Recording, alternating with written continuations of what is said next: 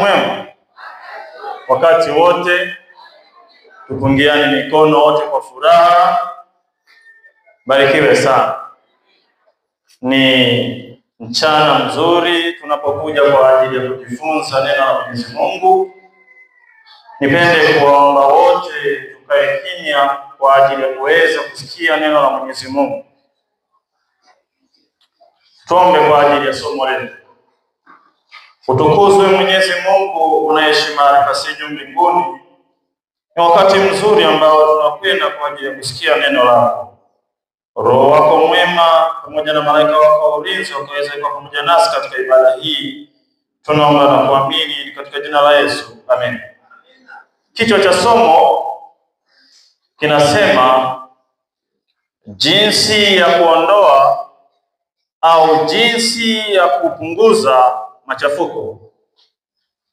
Jinsi ya kuondoa au jinsi ya kupunguza machafuko. Ukiangalia katika kitabu cha Hesabu 13 na lile fungu la 20. Hesabu 13 fungu la 20. Msomaji unaweza ukasoma.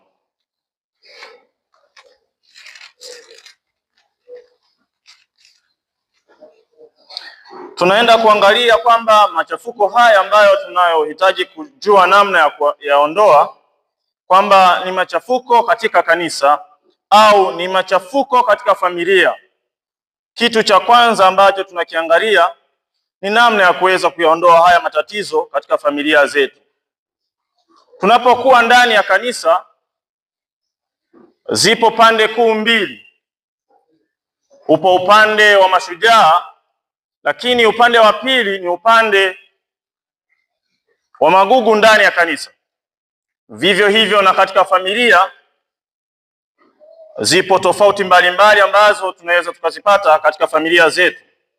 Hesabu 13 na ile fungu la 20 unaweza ukasoma.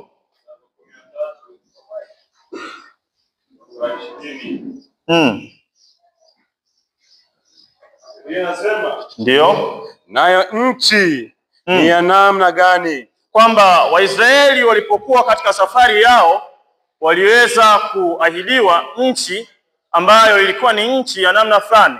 Ndio.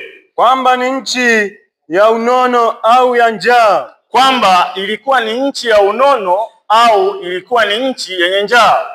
Ina misitu au sivyo? Ina misitu au sivyo?